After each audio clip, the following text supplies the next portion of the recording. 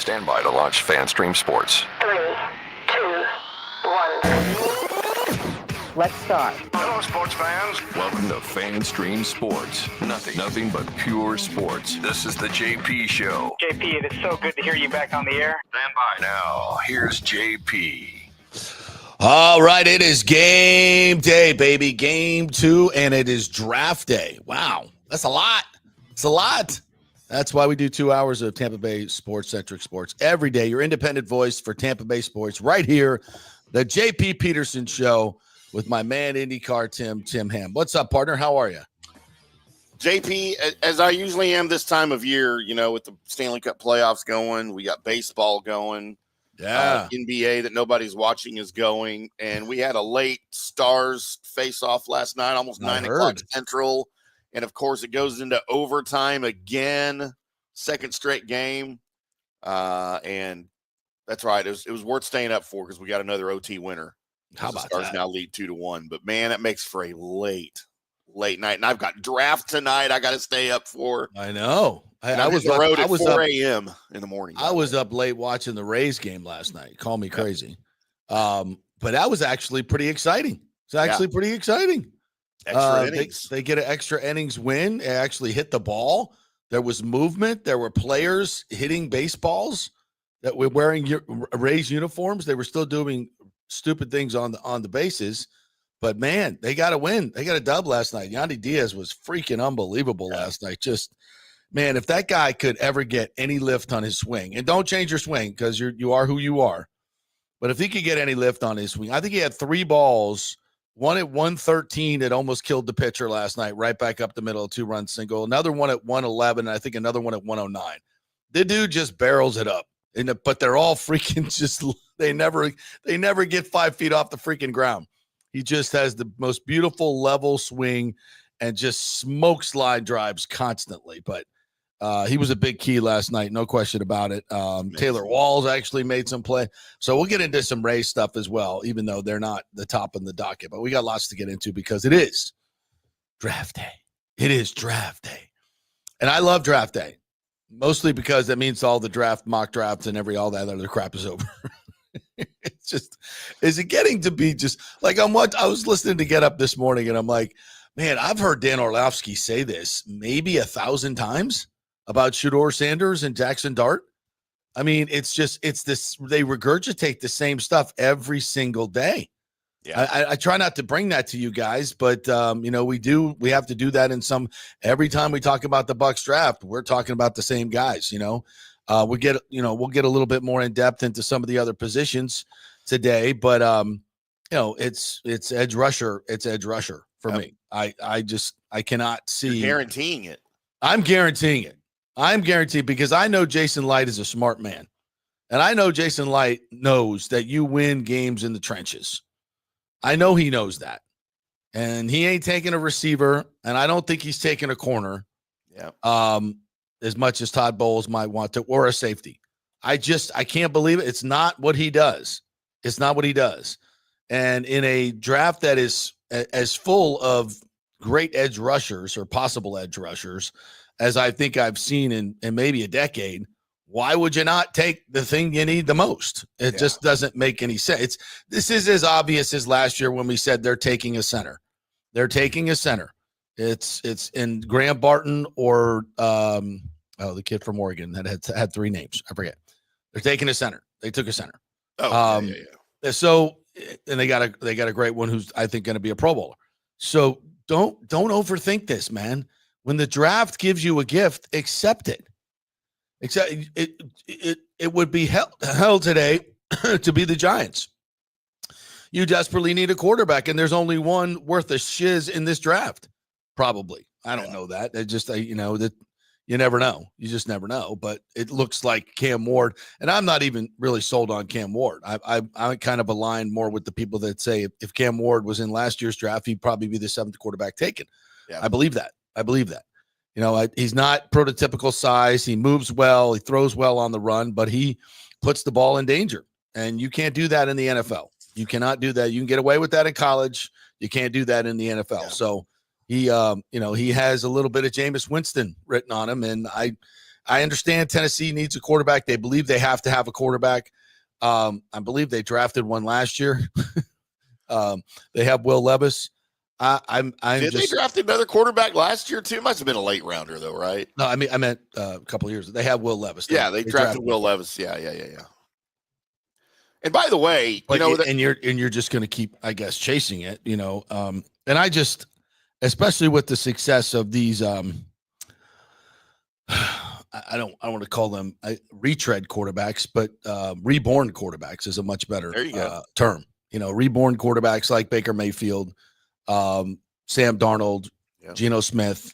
These are guys, Kirk Cousins, Flacco. I mean, these are guys that know how to play the game. You know what you get. And if I'm sitting there at Tennessee at the first overall pick, and I would be like, who wants Cam Ward? And what are you willing to give me? That's a team that needs to drastically redo their roster. Yeah. Drastically. And you could get 2 or 3 because people could do stupid shiz for quarterbacks.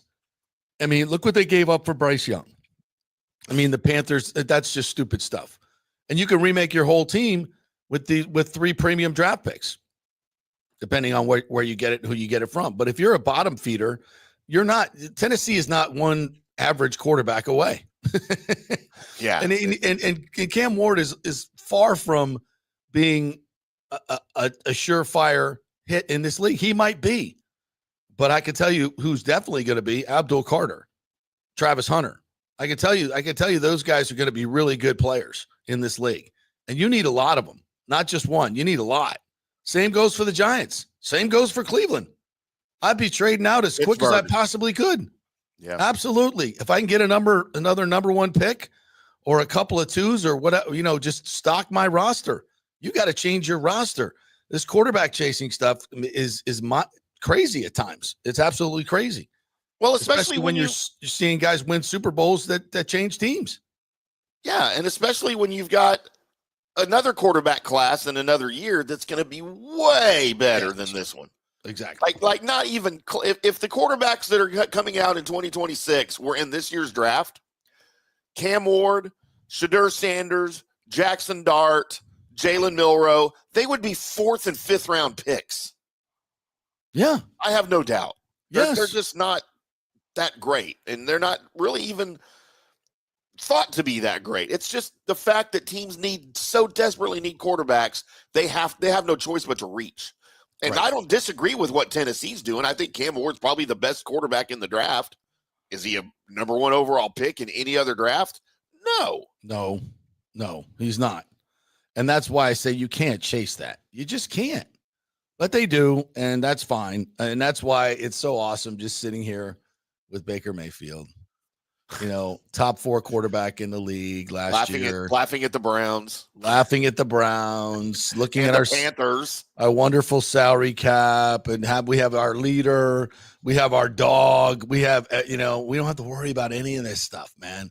It's such a difference when you don't have to worry about the quarterback position. Right. And the Bucs have been in that position since 2020, which is really, really nice. And that's give a huge shout out to Jason Light and his crew for, we really need to go back and probably relive those moments of when we acquired Baker Mayfield and what all went into that. The Tom Brady story is fantastic. Absolutely. But the Baker Mayfield one's going to be pretty damn good too. And if he can somehow get this team to a Super Bowl, and I think that's, and people who say, "Bo, but you can't win a Super Bowl with Baker Mayfield," it's the stupidest thing I've ever heard. Why not? Oh, it's Baker Mayfield. It's Baker Mayfield.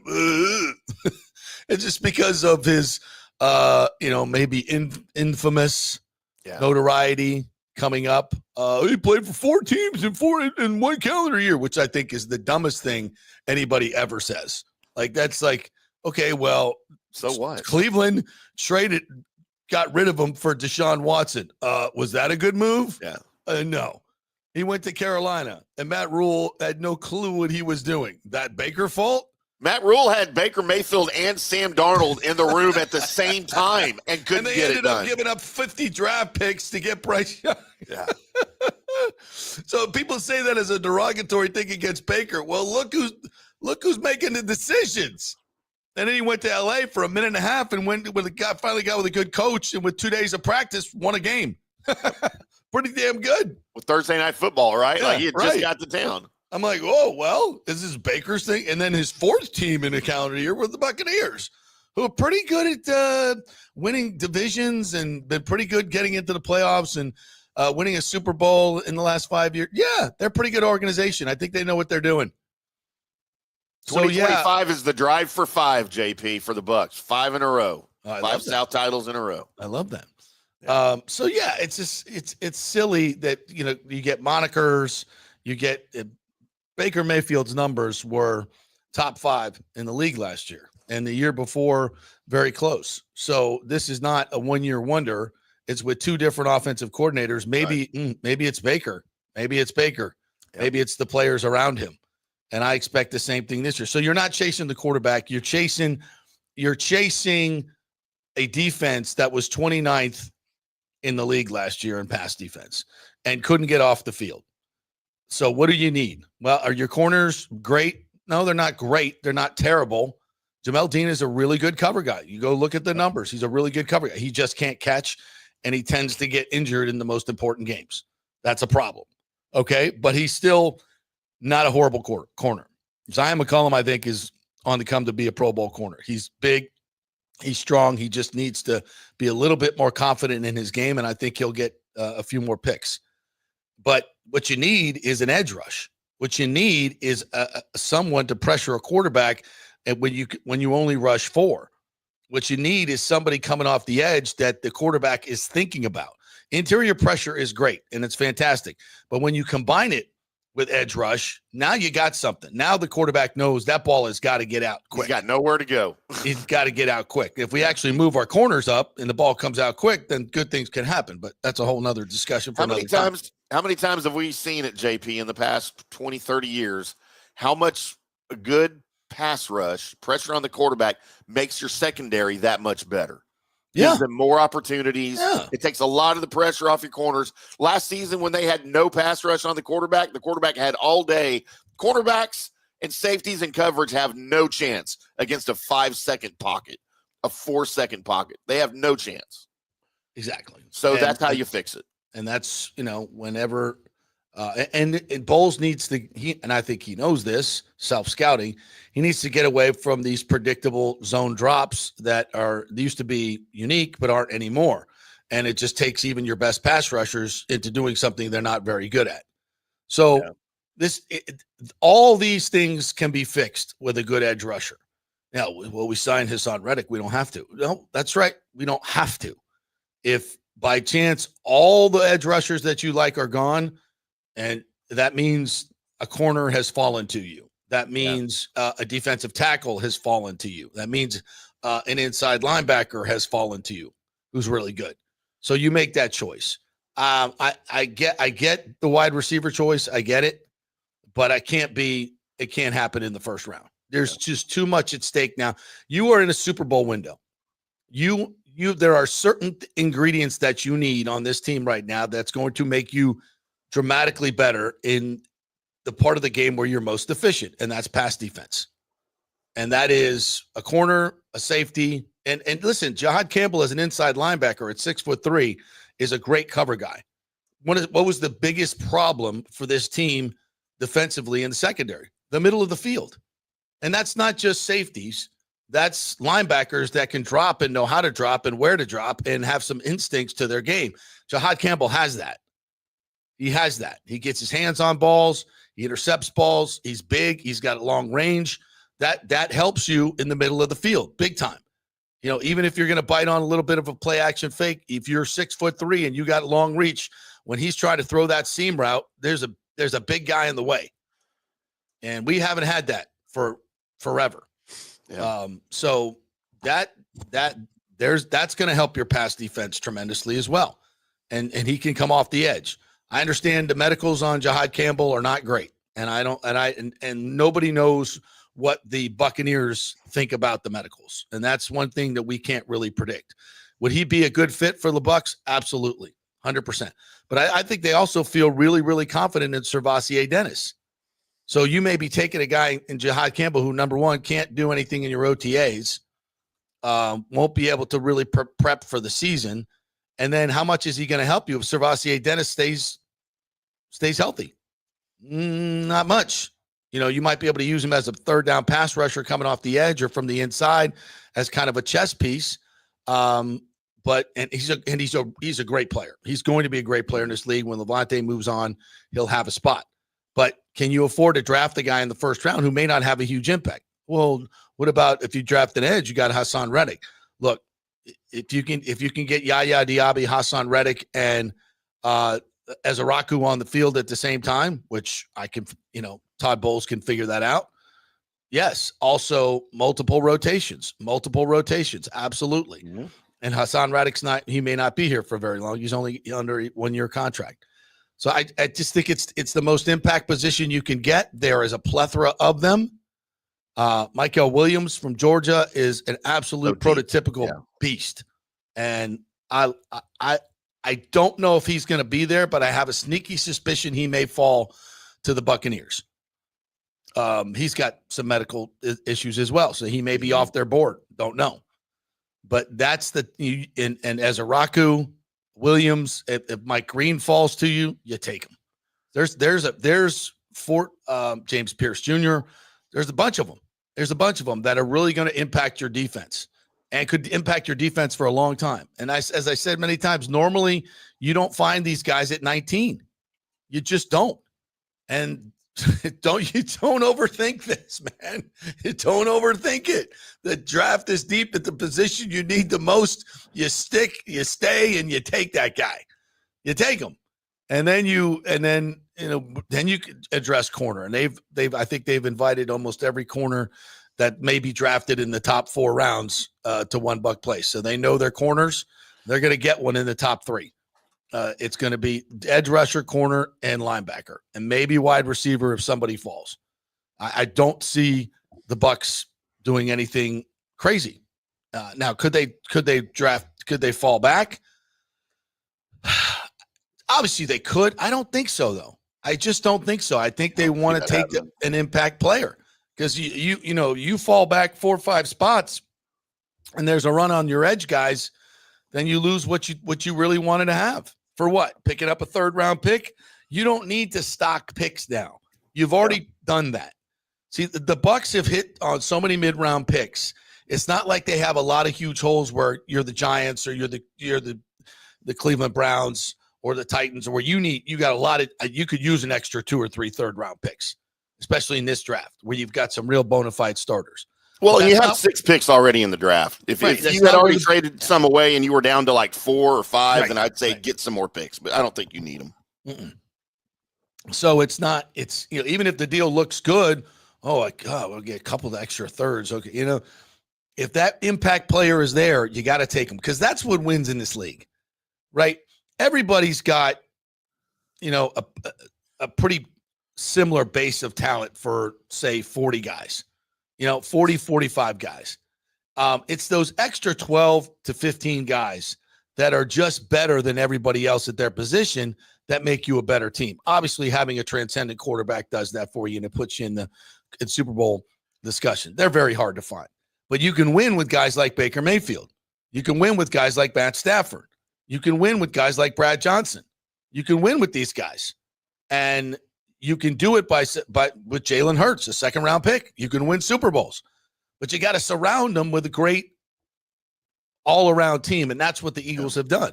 They've done a great job, and they've drafted almost uniformly in the trenches for years with their premium picks, and that's how you do it. And Jason Light has been doing it, and that's why this roster is good.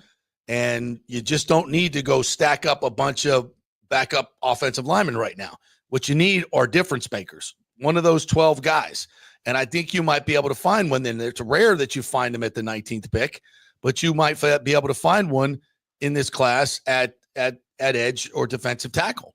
And that's a great place to be in. So don't overthink it. Just go step to the podium and take your guy and let's roll. And let's get some freaking pressure off the edge. What do you say? When you look at Super Bowl teams, what do you see? You see obviously great quarterbacking, right? you usually see some pretty good offensive lines, and usually see a dominant edge rusher, right? Yeah. Usually see a dominant edge rusher. And Who's usually that when guy? you have all those other things, you don't need a dominant quarterback. Right. But like Exactly. you said, we saw Kerry Collins win a Super Bowl with the Giants. Come on.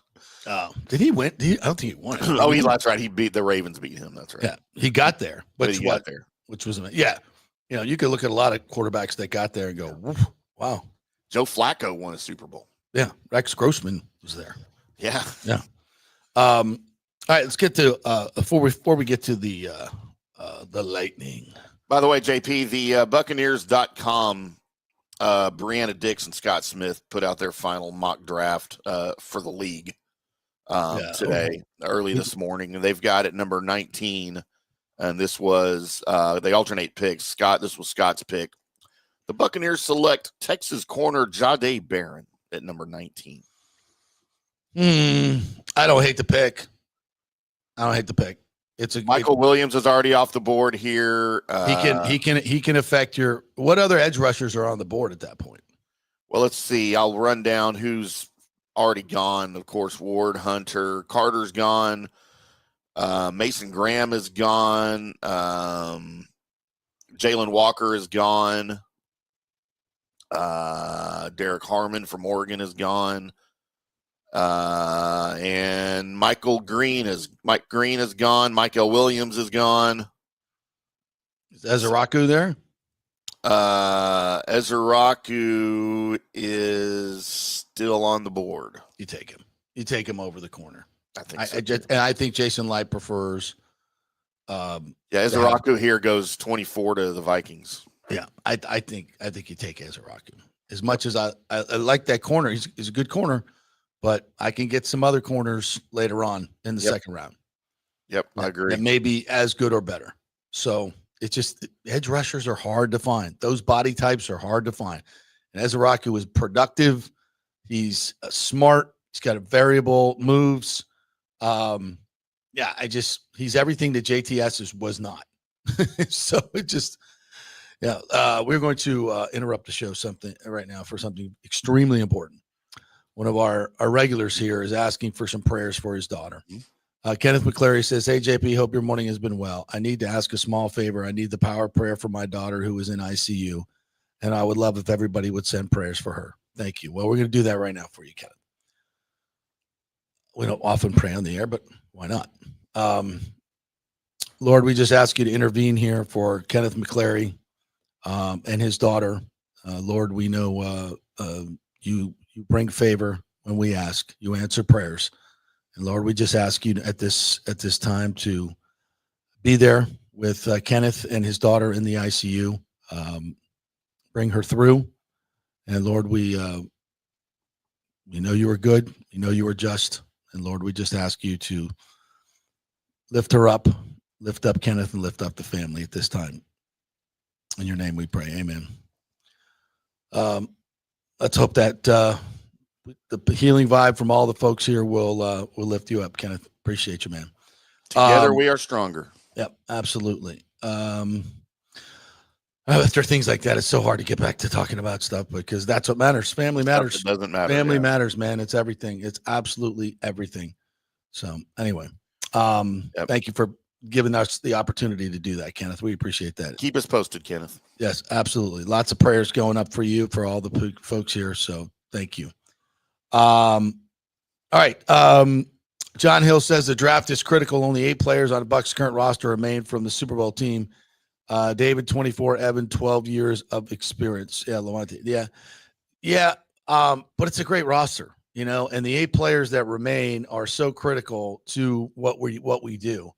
And it's a championship core. It's the leadership group of this team. I love that. I can't imagine what it would be like to have a boat parade with Baker Mayfield at the helm. With all due respect to Tom and the Lombardi Trophy toss, Captain Baker would really make it fun. Nathan Elliott says, just stole the comment I was typing about the 2024 quarterback class versus 25 quarterback class. Nice steal, Tim. Yeah, God, I'm just so glad we're not chasing quarterback. We're not chasing. But if we were, I would be sitting here yelling at Jason Light, do not take a quarterback at 19. Do not take Jackson Dart. Do not take Tyler Shook. For God's sakes, do not take Shedeur Sanders. Tyler Shook. I got to watch him spare everybody to death for 3 seasons at Texas Tech before he moved on to Louisville. Listen, he's got measurables. He's got measurables and he's got experience. Yeah. He's 26 years old. Yeah, he's played a shit ton of football. And I like that. That's very Bo Nix. Yeah. And with the right organization, I think he can be very successful, to be quite honest. The Shedeur thing, look, we talked about this yesterday and just the little limited intel that we got while we were in Colorado and everything else that we've heard. And then all the comments come out this week. There's too much smoke there, man. There's just way too much smoke. Pardon the pun. Way too much smoke.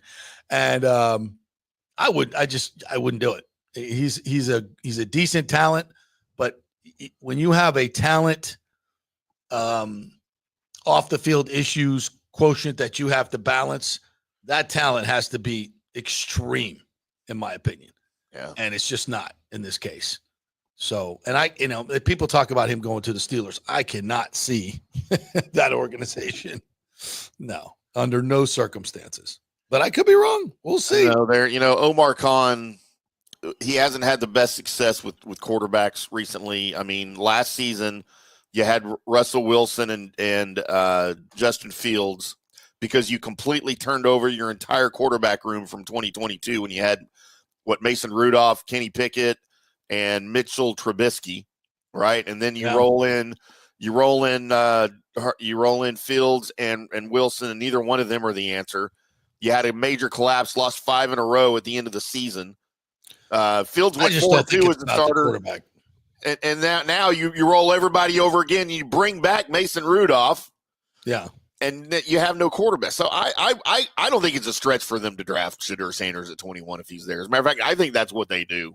I just think as an organization, I just think that's who they are. They're still looking to replace Ben Roethlisberger. Well, I could tell you this: the Kenny Pickett thing ought to teach them something. That you try to reach for an average guy, it's not going to work out. It's a wasted pick. Just because he's a fan favorite. Yeah, like it's a wasted pick. It's a wasted pick. And now he's in Cleveland. So I don't think they're that dumb. I don't think they're that dumb. And I don't think Shedeur's personality, off the field issues, they don't jive with that franchise. Yeah. They just don't. So I don't think it's going to happen. I think it's a smokescreen. And I think Aaron Rodgers is probably a better bet to be their quarterback than anything.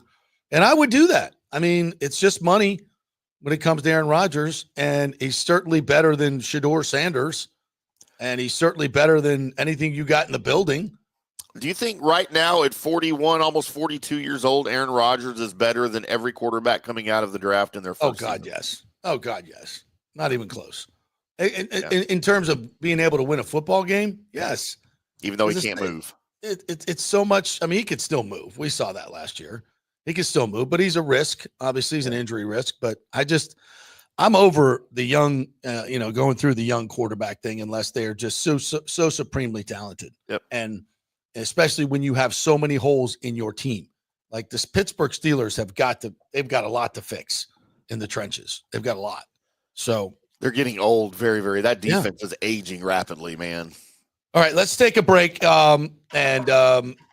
By the way, at NFL, the Bucs draft party will be going down at Raymond James tonight. So if you're a crew member, I think it's $5 to get in. General public, $15. They're going to have the draft on the big board. It's going to be a really, really great thing. Obviously, I'll be over at the Lightning doing my thing, and then I might shuttle over to the Bucs when they get their draft picks. So we're brought to you by the Jeeves Law Group, JEEVES lawgroup.com. We're in the Jeeves Law Group studio here in beautiful South Howard, South Tampa.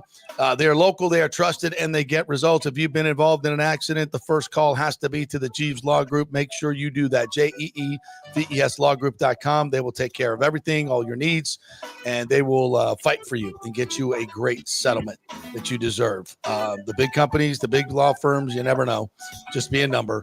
At the Jeeves Law Group, you are important. JEEVES lawgroup.com. Not attorney spokesman, office of St. Pete, And Tampa back at 3. Spring means a time of renewal and Rays baseball. And the folks at Italiano Insurance want to welcome the Rays to Tampa and remind you it's time to renew those insurance policies with the now famous Italiano Insurance Checkup.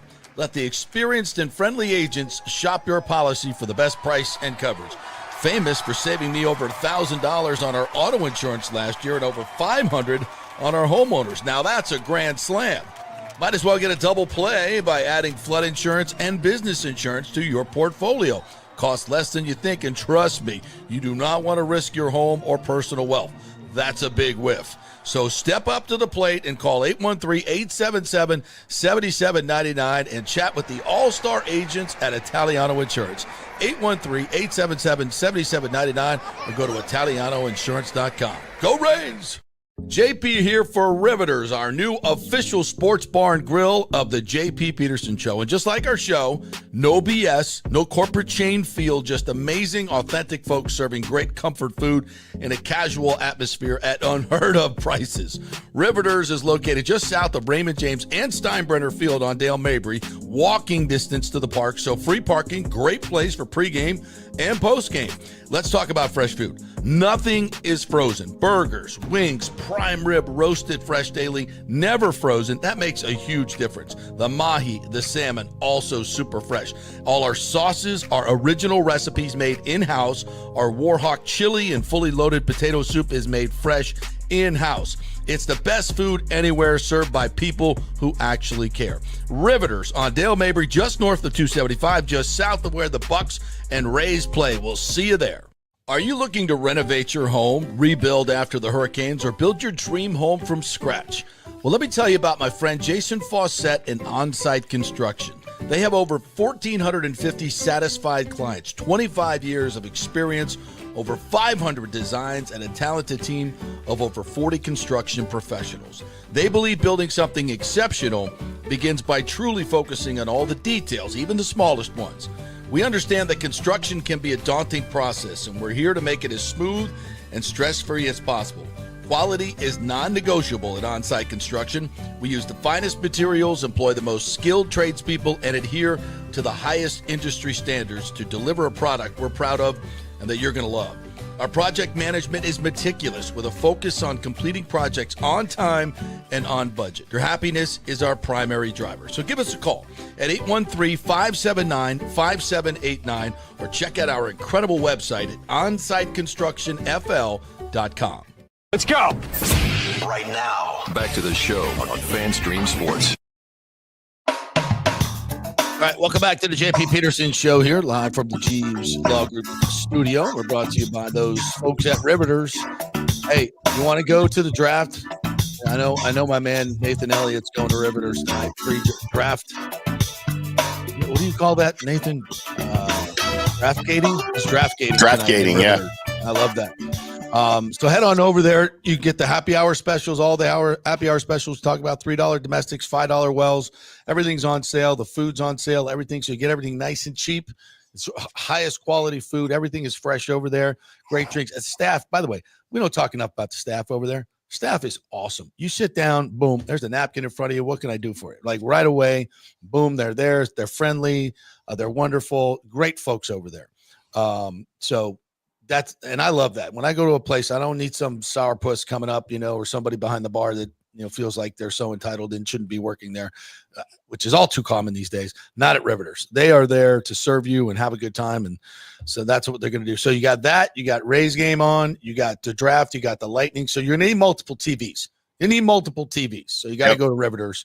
That's what you're doing tonight. If you're not going to the Lightning game, or even if you're going to the draft party, stop by Riveters on the way. There you go. Pre-gate. Pre-draft gate. All right. According to Brian Bradley's going to join us here. He's down there at Amalie Arena. He's going to join us. The morning skate was a little bit early this morning because the puck drops at 6:30. And according to our good friend Eric Erlinson, no Anthony Cirelli. So that is not good. It was weird the other night. He kind of got mixed up. He went to hit Gustav Forsling and kind of banged into the boards, and that looked like something there. Tried to come out and skate second period, did not. Our penalty kill was a disaster without him. Yeah. But they'll fix that. They'll fix that. Yeah, And that was a huge Kuppel part of the adjusted game. that, yeah. A huge part of the game. You give up, 3, and that penalty kill was 5th in the league.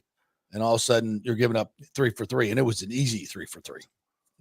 So that's got to get fixed. You're on home ice. You need to act like it. Yeah. Take advantage of that. And I was reading Eric's column in lightninginsider.com, which, by the way, is a must if you're a Lightning fan. It's $40 a year. It's like $4 a month. I mean, support Eric and support Lightning Insider. It's a great read. So he said lines this morning: Sanzarelli, Gonsalves, Point, Kucherov, Hagel, Paul, Gensel, Geeky, Gord, Chafee, Gergensons, Glendening, Atkinson is in. Hedman and Moser, McDonough, Chernak, Lilleberg, Perdix, and Radish. I know a lot of people getting on Lilleberg. Lilleberg Perdix combo was not good. It was not good. No, first playoff. It's kind of how it is, This young kid, I think he's going to be a good player, but he's got to understand a little bit more about the intensity of the playoffs. A lot of these guys do. So that's no Bjorkstrand, no Cirelli, and as much of the injury bug as the Panthers have had this year, they're healthy now for the most part. Now they don't have Ekblad, who's still suspended. He's not coming back. And that's going to be big too when they get him back. I work for the team, and I am pro Lightning, and I've seen them come back 8 times. They've been down after losing on home ice. Yeah. 12 times they've lost on home ice. 8 times they've won the series. Nobody is better in this league at making adjustments than John Cooper and the Tampa Bay Lightning. And to Eric's column, he said, they didn't play with a whole lot of emotion. We talk about physicality and hits, and I'm not sitting here saying 48-28. Okay. It was a physicality. That's not what I'm saying. You go look at the quality of the hits, when they came, how they affected goals. And that's what I'm talking about. And the Lightning did not return that. Their forecheck was not as ferocious as the Panthers. Their Panthers forecheck was overwhelming at times. And the young, especially Perbix, Lilleberg, had trouble getting the puck out of the zone. And at least once, if not twice, that led to a goal. So that's the physicality I'm talking about. When, where, and how. Standing guys up at the blue line, not making it so easy for their power play to just enter the zone. When they get into the zone, don't give them the time and space to just float a pass up the middle of the ice to a streaking Sam Bennett who's going to knock it in the back of the net. If you have an opportunity to take a guy out on the wall, take him out. Take him out. He can't pass the puck in front of the net when you take him out. If you try to just put your stick out there and get the puck away and miss, well, here comes the goal to start everything. And that's what I'm talking about. That's the physicality I'm talking about. It doesn't have to be a big hit, but just take the guy out. Erase the play. Erase the play if you have an opportunity to do so, and let them figure it out after that. But too many times, Tkachuk wide open right in front of Vasilevsky on a power play. I mean, what are we doing? What are we doing? There were too many mistakes, and it just didn't seem like there was emotion and pushback. And that's got to be there tonight. That has got to be there tonight. And frankly, without Anthony Cirelli, this is a hard climb. It's a tall task. It's going to be a tall task. Because when he went out, let's just be honest, that was the second period. First period was pretty even. The Lightning outshot them 10-6. They get that goal right before the first period, and I thought that was a pretty even. The Panthers were good early. The Lightning got the power play goal, and I thought they tilted the ice for the next 5 to 6 minutes, and then the Panthers came back and got that late goal. But that was pretty even. Mm-hmm. It was the second period when Cirelli went out, and if you go look at the penalty kill, guys are just not in the right position. They're not in leaving Tkachuk wide open in front of the net is not part of the plan. It's not part of the plan. So we got discombobulated, and and I know they've played without Sorelli before, but that didn't look good. No part of that second period looked good. Third period they came back a little bit, but the damage was done. The game was over. So without Sorelli, they've got to make adjustments, and I think with a day's practice and a day's morning skate, they'll figure out who's doing what, and they'll be in better position. They won't make as many mistakes, but they got to come with emotion tonight. And for God's sakes, Kucherov he's got to get something going. He's got it's 11 games, playoff games. He's gone without scoring a goal. Mm-hmm. And that coincides with 3 series losses, by the way. And you can't imagine that's going to sustain itself, right? Like, he's better than that. At some point, it has for 6 games now against the Panthers. Yeah. And they were chirping. Tkachuk was chirping, and you heard Dave Randorf said it yesterday, and I don't think he said it lightly. He said they're in his kitchen. Yeah. They're in his kitchen. And that's not a good place when your superstar's kitchen is crowded and it's not clear and clean. When you walk into a kitchen and there's just shiz everywhere, and you're like my kitchen. Yeah, you're like, oh God, I get like before I cook, I got to have a clean kitchen. I don't. You can't have chaos. Now, when I'm done, it's chaos. Yeah, it is. But before I start, when when the puck drops, I need a clean kitchen. I need a clean kitchen if I'm going to work, and so does Kucherov. And he right now, they're in his head, and he needs to do something about it. Yeah, whatever adjustments they got to do. Is there something you think Cooper can do? With I don't know, man, with the lines or moving him around. Well, he's got to keep Tkachuk off the ice when Cooch is there. When as much as possible, I would think, because it seems like Tkachuk's the one that's chirping, and at least that's what Brian Engblom said. And he's down there between the benches. He sees it, he hears it, and he said it too. He said, he was just kind of, when guys, that's why guys chirp at you to get in your kitchen. You got to close it up. Lock the door, Cooch. Come on. Get it going. Cooper met with the media yesterday. Here's a little snippet from the Tampa Bay Lightning Twitter page. That there's a specific formula for that because every year is different. Your teams are different. The one thing you do get to kind of rely on a little bit is history and how our players have dug in, and they're pretty receptive to what has not worked well and mistakes we've made and then correcting them. And I think, anytime you have a team that can self-correct immediately is a good sign. So a lot of committed guys in there, and ultimately it was, the Panthers made their own breaks and capitalized on them, and I think we probably helped out in some of those situations. But all in all, we lost the game on the score, but it wasn't, a situation where I thought we got leaned on, I guess, if that's the case. And we clean up some of that stuff, which we've been good in the past. Hopefully we can turn the table here. So that's, when asked about adjustments and turning the table, that's it. This is from Eric's column as well. He says Tampa Bay has little margin for error in what feels like a must-win game, but they've had a good history in these games. In franchise history, when losing the first game of the series on home ice, Tampa Bay has won 8 of 12 series, which we told you before. While they are 8-13 in game 1s at home, they are 13-7 in game 2. Under Cooper, they are 9-4 in game 2 when losing the first game.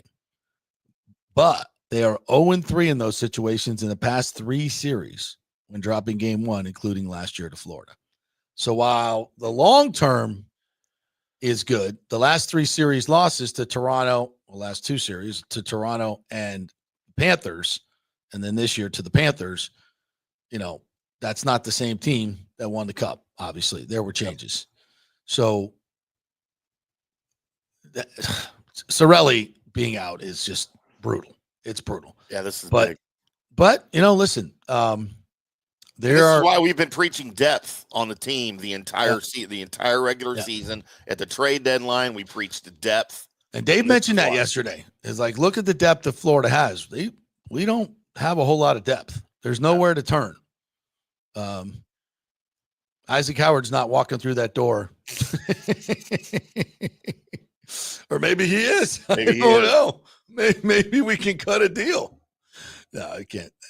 He ain't coming to the rescue. He ain't effing coming back. No, I don't think so. Do not think so. I'm not sure the Lightning are big fans.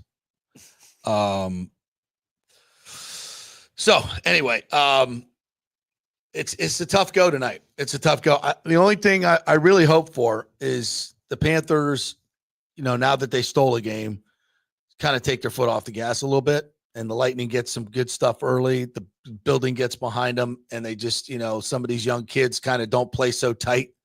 We need Geeky to not play so tight. We need Lilleberg to not play so tight. We need Gonsalves to not play so tight. They got to let it go, man. They got to let it go, because otherwise it's not good. It's not going to be good. I do not want to lose, another 5-game series to the Panthers. That was embarrassing. It was embarrassing for the players. I think the fans, I will say this. The fans showed up and they were ready to go, and they paid a lot of money, and they're pissed. Yeah. Lightning Twitter has not been kind to this team. And I see a lot of people pushing back like, come on, folks, we got to get behind our team. Yeah. I think it's okay to vent a little. When you pay that much money for the tickets and you go out there and they lay a steaming one on the ice like that, it's hard to walk out of that building with a good feeling. It's just, especially with Panthers fans chirping. It's not fun. It's not fun. But you don't get any money back guarantees in sports, unfortunately. Sorry, doesn't work that way. No, but if anybody's going to pull them out of this, it's Coop, right? Yeah, and Vassie. And Vassie. Listen, you can play terrible hockey and still win a hockey game. And I can't tell you how many times most of those stats that we just read there about bouncing back in game 2, those are usually Vassie shutouts. They're usually Vassie shutouts or 1-goal games. Yeah. And that's what he digs in. And let's be honest, in the last 2 years, he hasn't been able to do that. He's been injured. As we find out, much more injured than we even knew. So, and that's bothered him for that long. Yeah. And now he's finally back to being Vassie, although he was not great in game 1. And I don't necessarily put a lot of that on him. But we need a superhuman Vassie performance tonight. That is what is needed more than anything. And he's done it. He's answered the bell countless times. And I expect him to do so tonight. I do. My heart is definitely with the Lightning. But it's hard to, as an objective hockey watcher, after watching that, say, the Lightning can turn it around and win tonight. It's tough. But I'm basing this on history of what I've seen from this team. And this is the other part of this team. But again, that when I say this team, that includes Cirelli. And he ain't playing tonight. And that's such a huge part of this team. It just is. And if Cirelli were playing tonight, I would be here saying, hey, I've seen this team when their back's against the wall. This is when they play their best. This is always when they play their best. I'm very confident they're going to win tonight. But he's not playing. And that's a huge issue. I think some of the good news, if you want to take any solace in anything, is that the Panthers aren't playing great hockey right now themselves. They're very vulnerable. I don't know about that. I don't think they're not. You're looking at the last month. They knew they were in the playoffs. They're the two-time finalists, defending champions. They know the playoffs are coming. The regular season don't mean squat. They're just laying in wait, getting healthy, figuring it out. Paul Maurice is a great coach. Sure. I love what he said after the game too. He said, I didn't think it was that physical. And that's a message to the Lightning to say, we got another gear. Yeah.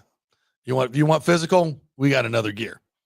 So that was a nice. That was a little shot that I thought was very well calculated. Paul Maurice knows what the hell he's doing.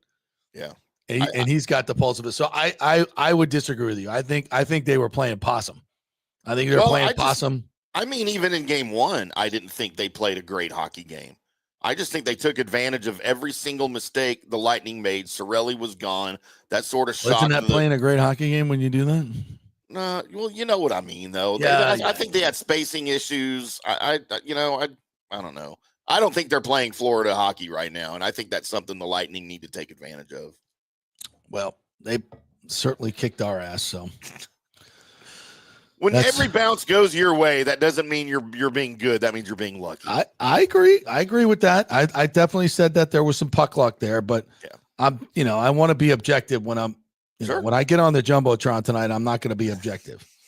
But right now I'm trying to be a little bit objective. You have to do it here, huh? Yeah. Oh my God. This is, what do we have? I just went to the Times and there's an article here that says, could a crazy idea for keeping the Tampa Bay Rays in town work? This is that's a headline. Yeah, column from Graham Brink, opinion editor. Oh, that guy looks like looks like he's never been to a baseball game in his life. Or never played a baseball game in his life. Let me just say that. Huh. Oh my God! All right, So this is published. I got to read this in the break. Just throw up. I'm sure. Throw up a little bit after you come out of break. Yeah, but a little bit on the Rays last night. Fun game to watch, by the way. Really fun game to watch. Cameron Meisner had a big double last night. Diaz had a huge double. There was a point in the game. We got to go back to my notes because I was freaking falling asleep. And by the way, so I ripped Morel and Meade being in the 4 or 5 hole yesterday. Mm-hmm. Of course, when I do that publicly on X and Twitter, that those guys usually have a good game. Anybody I rip. And last night, Morel hit a home run. Morel did, yeah. Had a double as well. Need was still horrible. But how I looked at that lineup, like how do you have Morel, who strikes out literally 50% of the time, who's had going into last night 51 RBIs in 71 games, 243 at bats? That's your cleanup hitter. Your cleanup hitter. The cleanup hitters have 15 RBIs in a week. This dude has in 5 months has done that. Come on, you got to be kidding me. Anyway, Morel. You said that Morel played well, 2 for 5, 2 runs scored. He had a good game last night because I ripped him. Yeah, Meade goes 0 for 3, and then Walls comes in to pinch hit for him, and Walls goes 1 for 2. Well, and it was the best. It was the most Taylor Walls hit ever. Yeah, off the end of the bat, rolling into like a swinging bunt. But what Taylor Walls did that saved the game. I think it was in the 10th inning, the 10th or late in the game. Bases are first and third, and nobody out, and they bring the infield in. So what are the Rays doing? Contact play. Mm-hmm. How many times have they been thrown out at the plate? 100 by 50 feet in the contact play. So what happens? I think it was Meisner. Meisner smokes one to the first baseman, just rips it about 105, scoops it up, throws it home. Well, luckily, that ball was hit so hard and the relay was so quick that Taylor Walls couldn't even get halfway down the line. Yeah. So he had to retreat to third base. He had no choice. The dumbass contact play, which Brian Anderson finally said, I'm not really sure about this contact play. Yeah, well, yeah, can you not wait to see if it goes through? When you're the first and third, nobody out. He's running on contact, and he's out by 35 feet. And he says, well, that would be stupid. And he retreats. Now, I'm sure he'll be benched for that because the analytics say you got to run. You got to run. And he didn't. He retreated, and they end up getting bases loaded and getting 2 runs out of it and winning the game. So, even though as bad as they tried to screw it up with their analytics bullshit contact play, it was so poorly done that they had to retreat, and that saved the game. So that's one good thing to know. But Yandy got it rolling last night, big time with 3 big hits. Pitching was okay, not great, but they got it done, and that was kind of a big win. What else did I had a couple other notes on this one. Fairbanks looked good. Fairbanks looked good. Fairbanks did his thing. They had bases loaded, nobody outs, nobody out. They bring in Ryan Thompson, who strikes out Aranda. Ryan Thompson was nasty last night. He got ran on a tough pitch. Cabby comes up, and Ryan Thompson, he throws that sidearm sweeper. Yeah. And he throws one that was about 2-3 inches off the plate, called strike two. Oh, and then Cabby had to, he was defensive at that point. So he strikes out. So you get Aranda strikes out, Cabby strikes out, and Yandy pops up. They get nothing out of it. I think that was in the eighth. 10 strikeouts total for the Rays last night. That's not a good sign. But Simpson came up with a big RBI knock late in the game. Love that kid. I don't care. How about that? He didn't start the game because they had Rodriguez, the lefty, out there, but he got in when was it Meisner or no, not Meisner? I think Mangum pulled up with a groin injury, which is not good. Yeah. But that opened it up for Chandler Simpson to get in there. He got a base knock. Love that kid. He just needs to be the center fielder, in my opinion. Put him at the top of the lineup. I don't care if it's a righty or lefty. Just let him play. Just let him play. He contacts. He doesn't strike out. It's on. Yeah, he's so freaking fast. He's such an energizer bunny. Love it. So they get a big win last night to even that series. Desperately needed, and they scored some runs. Finally, they scored 7 runs. So that's good. All right, we'll take a break. When we come back, we're expecting to have Brian Bradley join us from Amalie Arena, talk a little bit more bolts. We're brought to you by the great folks at Italiano Insurance. 813-877-7799 is the number. Let them shop your insurance needs around. Save you hundreds, if not thousands of dollars. They'll also make sure that you are fully insured. Don't want to find out when you go to cash in on your home insurance or flood insurance that you only had $250,000 worth of insurance and your home's worth way more than that. That's a bad feeling. So take care of that before you get the bad result there. So Italiano Insurance can help you with all that stuff. Great customer service. That's what it's all about. 60 years in the business. 813-877-7799. Back in 3.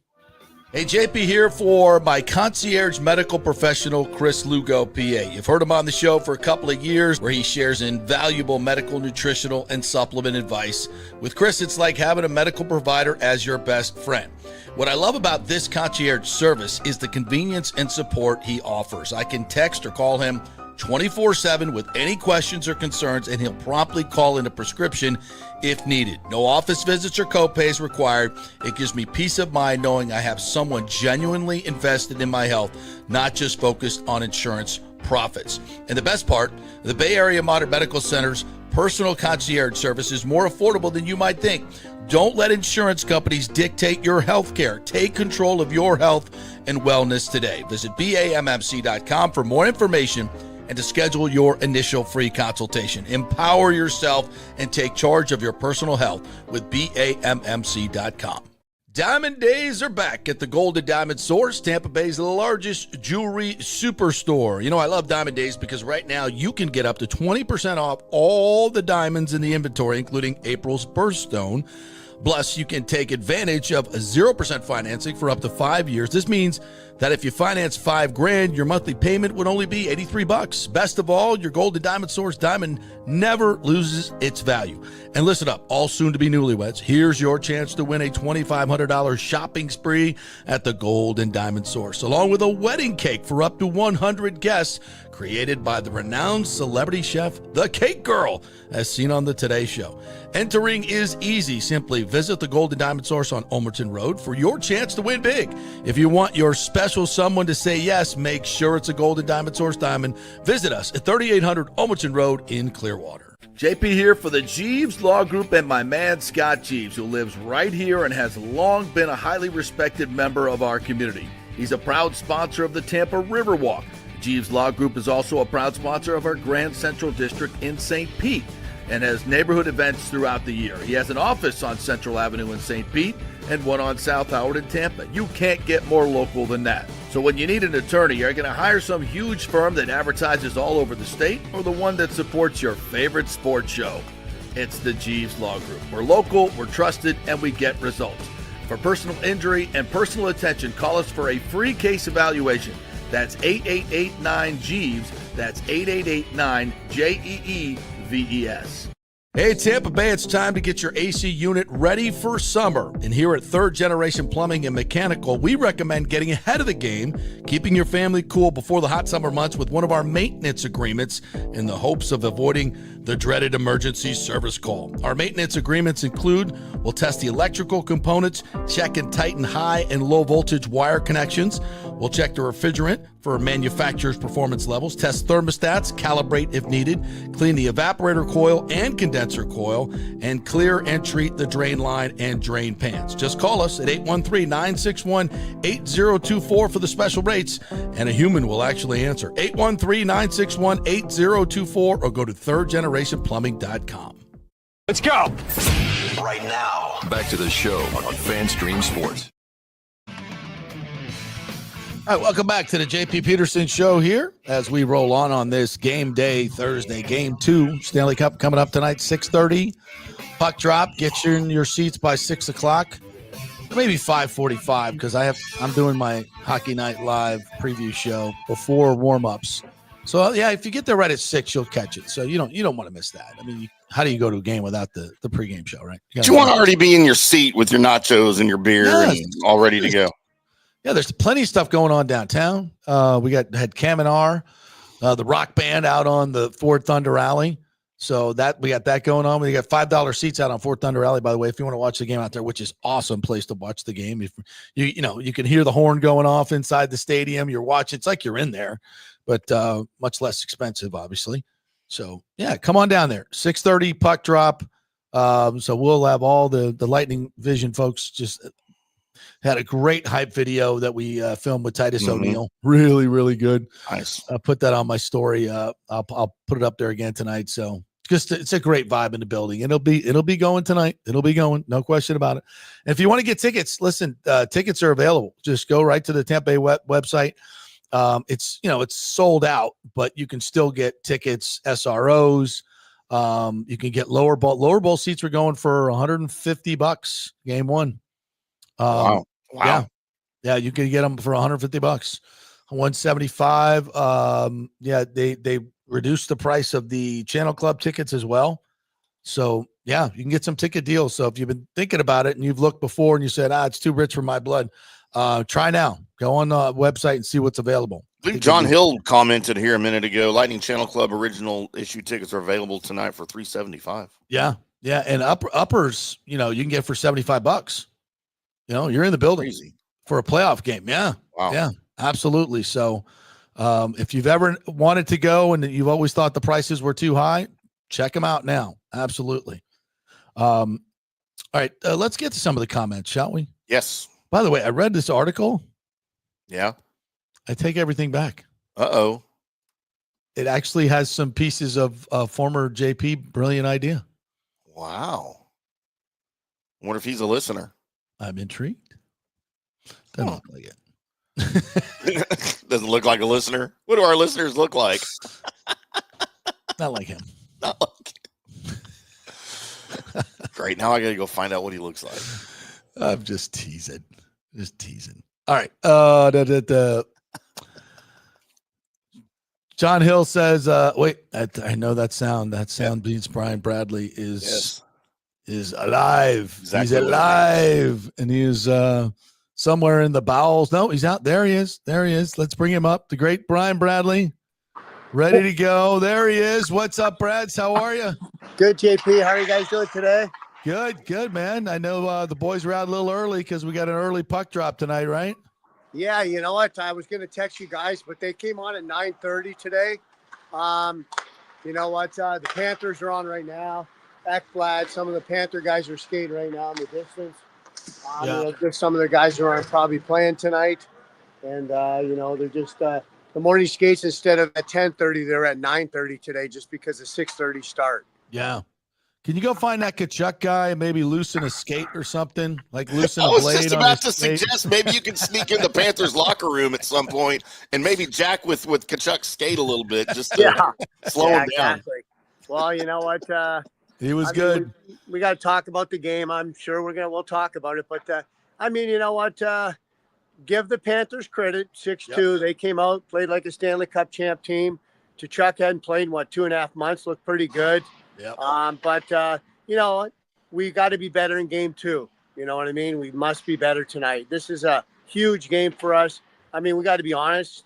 Tonight we have to win. That's my opinion. You can't go down 2-0, go back to Florida for games 3 and 4. So this is a must win. If you can say there's a must win in a sport or a game, tonight is the night.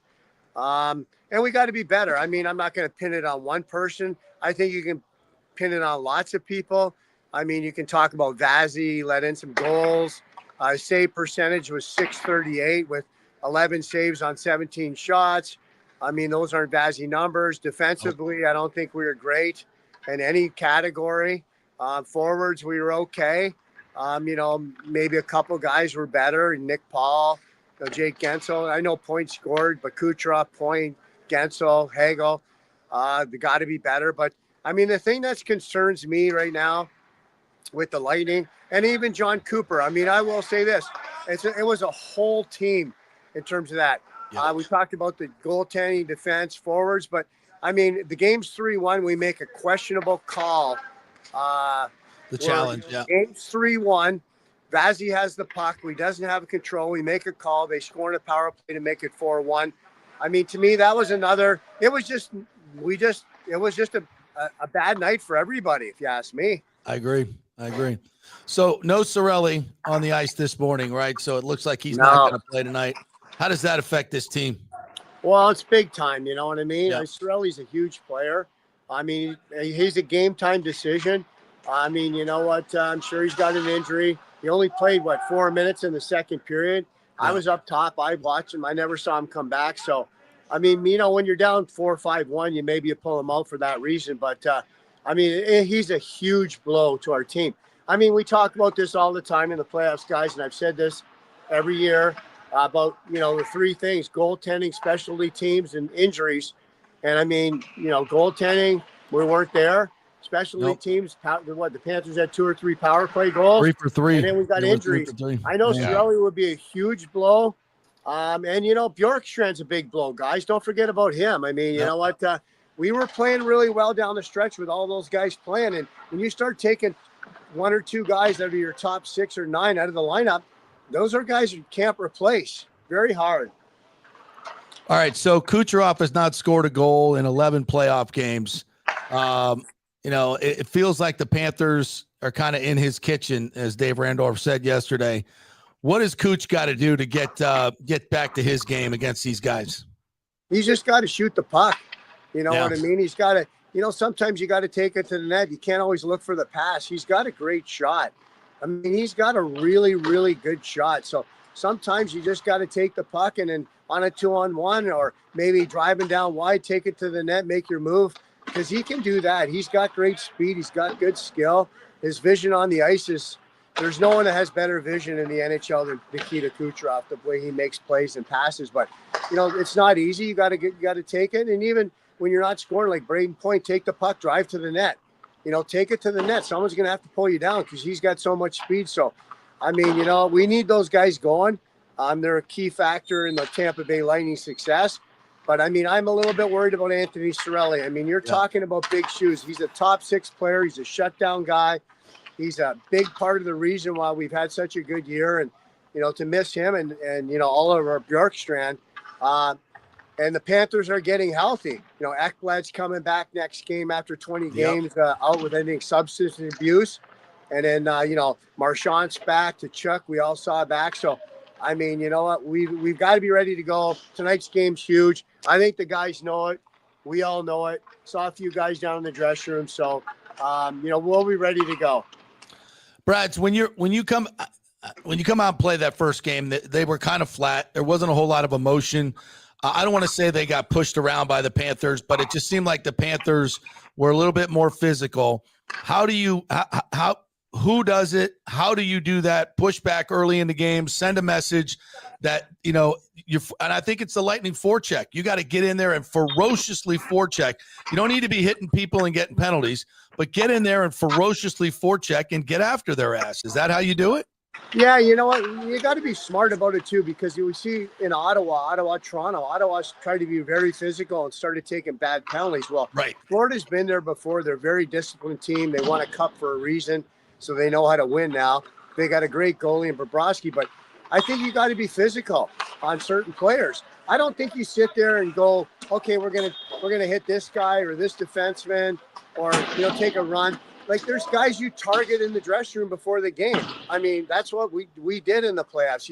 You circle guys on the board, and it doesn't matter if you're Braden Point or Connor Geeky or a defenseman. Guys like Sam Reinhart, Sam Bennett, Matthew Tkachuk, Barkov must be hit every shift.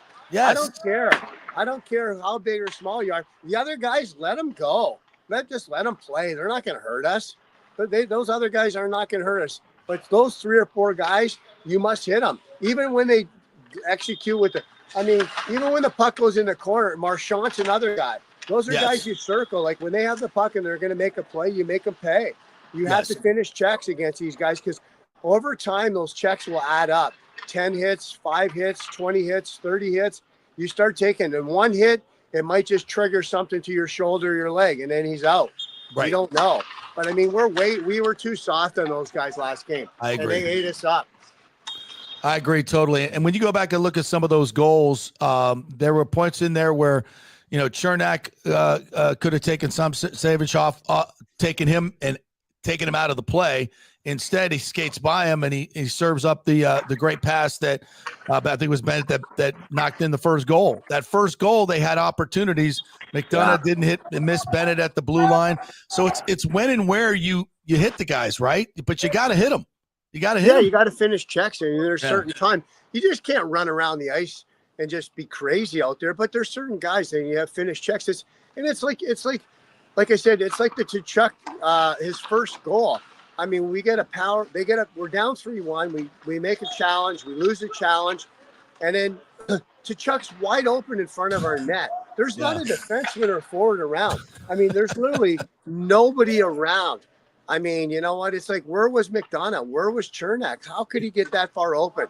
And he's a great goal scorer. He's gonna make Vazzy pay, and he did. But I mean, especially when you have time to go backhand, forehand, forehand. Like, he had all the time in the world. Yeah, but there's no one around them. Where's our defense? We're shorthanded. We should have guys in front of the net. I think it was just they're like I said, goaltending, okay. Defensively, not good. Like, the same. Everybody can be a way better. And I mean, you know what? So we'll see what happens tonight. I mean, the big question mark for me is Cirelli. I mean, honestly, guys, he's such a good player. You know what I mean? And there's a reason he was on the Four Nations Cup with John Cooper, and they won. Defensively, he's a stud. So at the end of the day, you know what? We'll find out tonight. I hope he can play, but I'm not sure right now. I really don't know. All right. Brads, is there anybody that can jump in that line? We know Sorel is your number one forward killing penalties, but is there anybody that they can throw in there that's going to do what he did, that can alleviate this 3-for-3 night? That we don't need another one of those. Yeah, I don't know. I mean, you know what? I mean, the only guy that I think it can move up into line 2 is you're talking about, maybe moving Yanni Gordon in there and bringing up Nick Paul from line 3 to line 2, I mean, you're going to have something, but then we're going to give away a guy. So, I mean, Mitchell Chafee looks like he might be in tonight. I'm not sure if we're going with 12 forwards, 6 defense. I'm not sure if we're going 7 and, 11 forwards and 7D, but I mean, we're going to find out in warm up. If he doesn't come up for warm up, he's not in. And that scares me, because if he's not in, he's injured more than we think.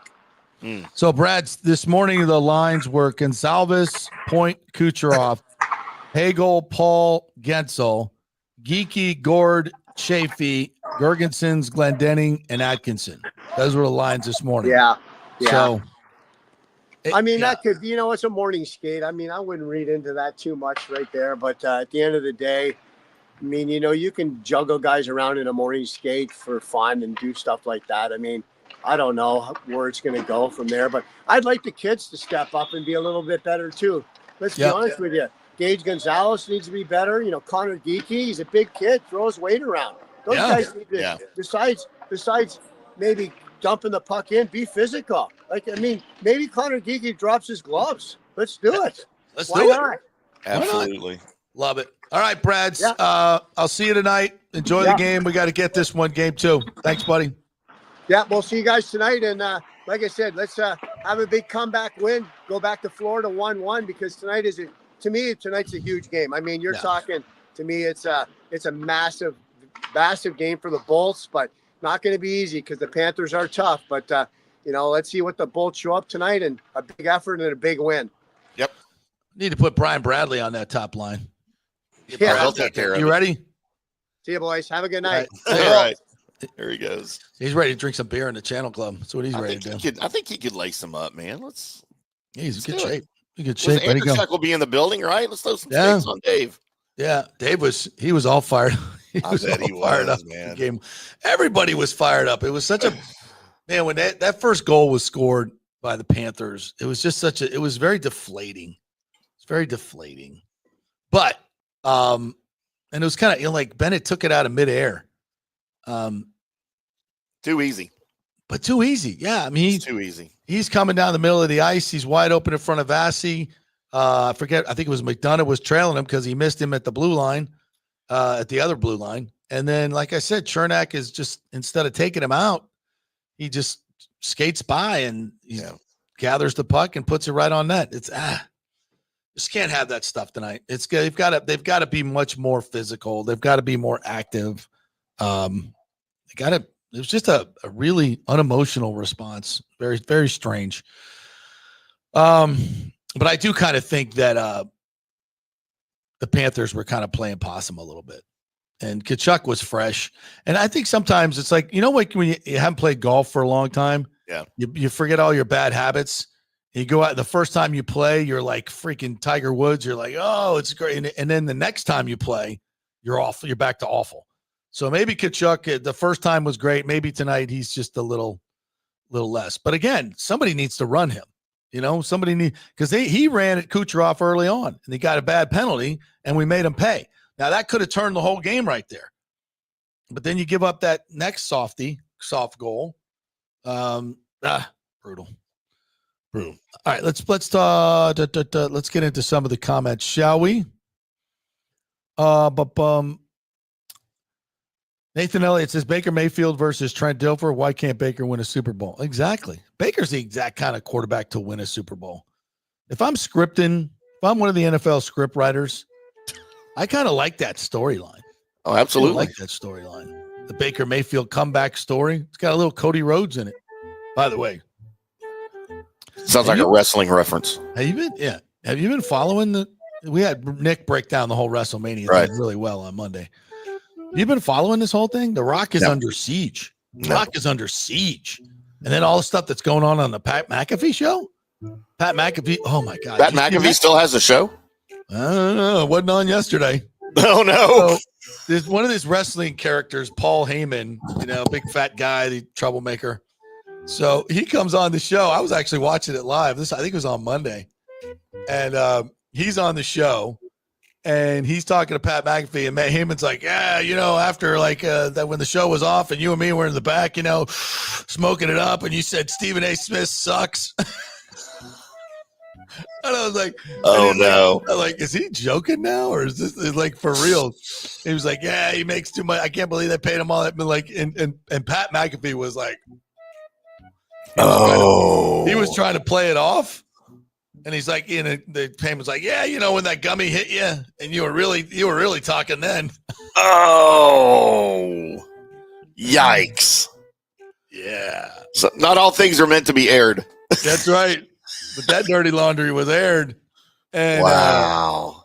McAfee, I tell you what, man, I don't know how long he's going to be on ESPN, but he was better off before he was on. I don't care for his show anime since I don't he either. took it over. It was way better when he was on his own.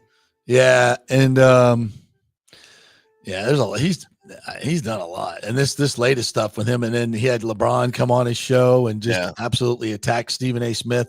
So now you have Stephen A. Smith and Pat McAfee, that arguably they're two highest paid sports talkers. They're colleagues, allegedly. Yeah. And evidently, You know, when he was in Ireland, he got super hammered for College Game Day. Oh, I'm sure. Who wouldn't?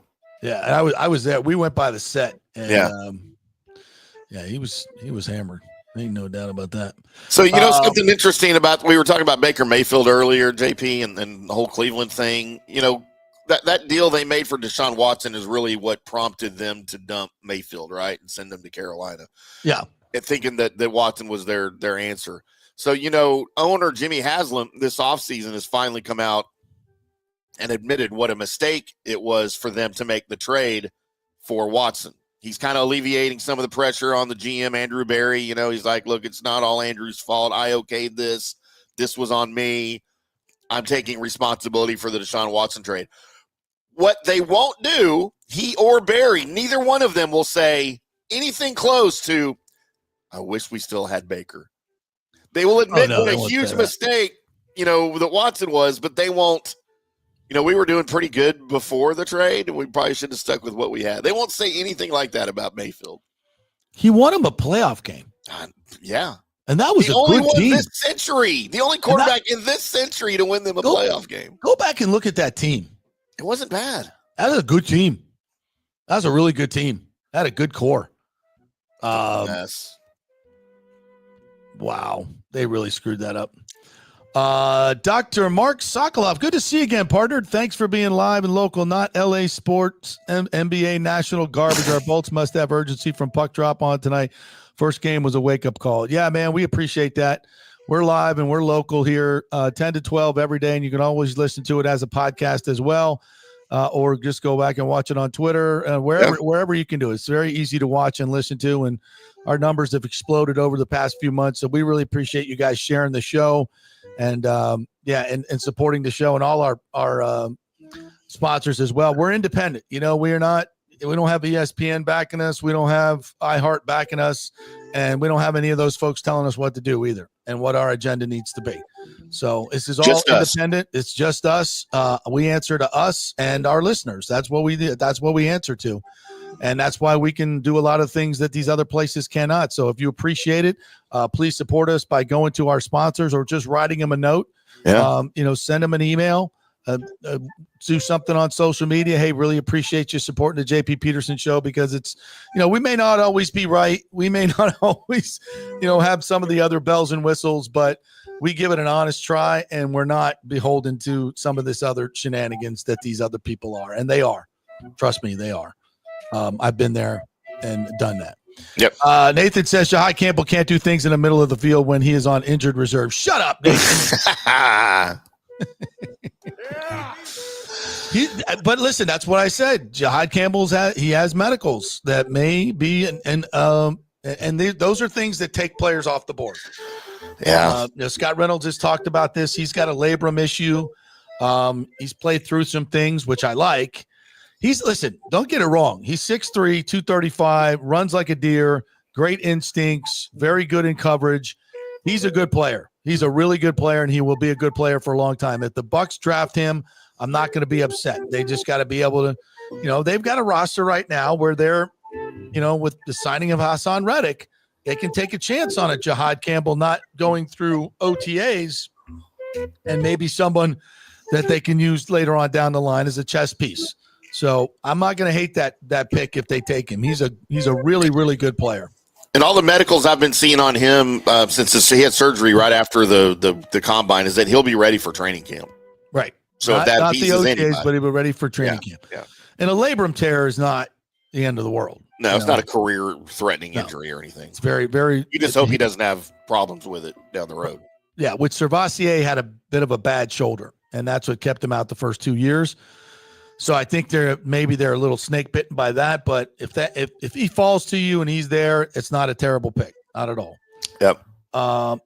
Mario Christian says each draft pick is supposed to only be 3 minutes long, but it seems to be longer. It's not 3 minutes; it's 15 in the first round, right? Yeah, 15 in the first round. Yeah. Yeah, and then it goes to 10, and then it goes less.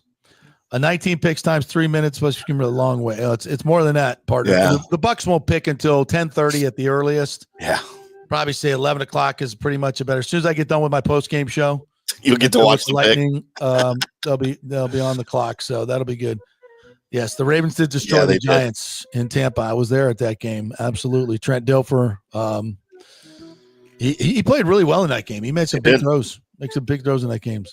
Yeah, Collins had 4 interceptions in one half. I covered that. This was one of my 2 years in Carolina, was covering Kerry Collins and the Panthers, who went into the Super Bowl their second year. Yeah. How about that? That's crazy. And remember the video of him drunk in the airport? Kerry Collins. Love Kerry Collins. What a knucklehead. Michael LaRue said the Bucs needs in order: edge, inside linebacker, corner. I would flip corner and inside linebacker. Safety. What tight end? What are we doing with tight end? What are we doing? Deep. Yeah. You're 4 deep. Yeah, don't get tight end. And you're 4 deep and you're good at tight end. Yeah. Devin Cope's going to be a player, dog. I'm telling you. By the way, JP, Kerry Collins' stat line in that Super Bowl, 15 of 39 for 112 yards. That's an average pass of 2.9 yards per pass. The best quarterback stat line in Super Bowl history is Super Bowl 7. Go look at Bob Greasy's numbers. Hall of Famer, yeah. Bob Greasy. Yeah. Go look up his numbers. I think it was against the Redskins. I think it was either that or against the Vikings the year before. I think it's the Redskins. Share that with the folks. 8 out of 11 for 88 yards, a touchdown, and an interception. That's not first quarter, folks. That's the game. That's the whole game. 8 of 11, 88 yards, a touchdown, and a pick. Yep. That's a different game, isn't it? Oh, get my. And it was Larry Zonka, Jim Kick, and Mercury Morris. It was a 14-7 Dolphins win over the Redskins. Yeah, and the Redskins, the only way they scored was on the Garo Premium. Mm-hmm. They were never going to score against that no-names defense.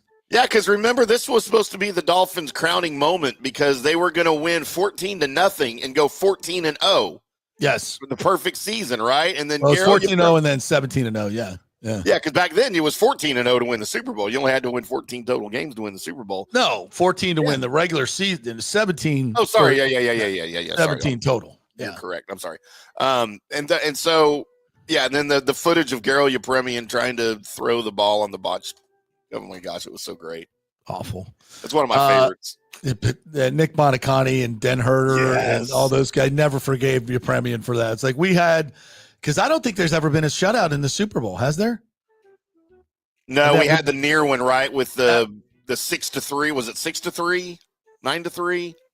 No, that wasn't a Super Bowl. I think. That was the Patriots and Rams or whatever it was. No, that wasn't 9-3. Well, there was the Bucs and the Rams 11-6 NFC Championship game. Yeah, but no, I don't think there's ever been a shutout in the Super Bowl. I don't think so. And that would have been the only one. It would have been the first one. I can tell you that. Yeah. It's 7. Yeah. Rick says, please let the Falcons draft Sanders. That's not going to happen. They've already effed up that. Bolts need this one tonight. They're under 500. That's right. They're under 500 on the road. They absolutely have to do it. Cowboys beat the Dolphins 24-3 in Super Bowl 6. That was the year before they beat the Redskins. Dwayne Thomas running all over us. Oh, yeah. Roger Staubach. When draft gating, says Nathan Elliott, when the word was created, we were innovating in draft gating. You are a trailblazer, Nathan Elliott, especially when it comes to that. It was 13-3 was the New England and Rams. 13-3. Yeah. Joel Robinson, thanks for praying on air. That just about made me cry. I knew you guys were special, and you continue to prove it every day. Thank you, Joel Robinson. I appreciate that. No, we're not afraid of our faith here. Absolutely not. We don't claim to be perfect people in any way, shape, or form. But this is a godly show, believe it or not. If you guys ever need prayers, I'll be happy to pray on the show anytime you want. You just let me know. Yes, absolutely, Sergio. We're sending out prayers. Michael LaRue, Sorelli did not skate this morning, but Cooper said he will take warm-ups tonight and will play if medically cleared. Sounds sketchy to me. I hope he can play. A hip check versus a full check. I'll take any check at this point. And normally I stay away from checks. Lord. Prayers up for Kenneth. Lightning sold tickets Tuesday at lower prices than STM paid. Not right. I knew I was going to get that from John Hill. Yeah, I wondered what the season ticket holders thought about that. might be tough. Must win tonight, says Daniel Rivera. We cannot go to Sunrise down 0-2. You got that right, brother. Yep. Original, left in $375. You can buy the Channel Club tickets. I think they're worth it too. Yeah. Ronnie Wilkins says the Rays are so far behind other teams right now. There's really nothing that promising. I mean, just look at the lineup last night. I mean, it's just. Hey, JP, are you going to buy some pieces of the Trop roof for the low price of $15? I think Lonnie's trolling. Like, seriously, how embarrassing is that? We're selling pieces of the roof. The Rays, not we. The Rays are. Stu Sternberg is selling pieces of the roof that are not even his to sell, by the way. I don't know. If it blows off and it blows down the street, is it yours to sell? I don't know how that works. Actually, I don't know, but it's just embarrassing. Do better. Do better. No, I'm not going to do that. Michael Urbu said, I'd be happy with Jihad Campbell or Donovan Ezaraku. Me too. Me too. Either one of those guys. You know what this defense lacks? A badass. Yeah. You know, like, I hate to go back to the 0-2, but it's, Sapp was a badass. Derek Brooks was a badass. Rondé Barber was a badass. John Lynch was a badass. Shelton Quarles was a badass. Greg Spires was a badass. Simeon Rice was a badass. You don't have any of those on this roster, do you? No. I mean, do you think it has anything to do with the way they're coached?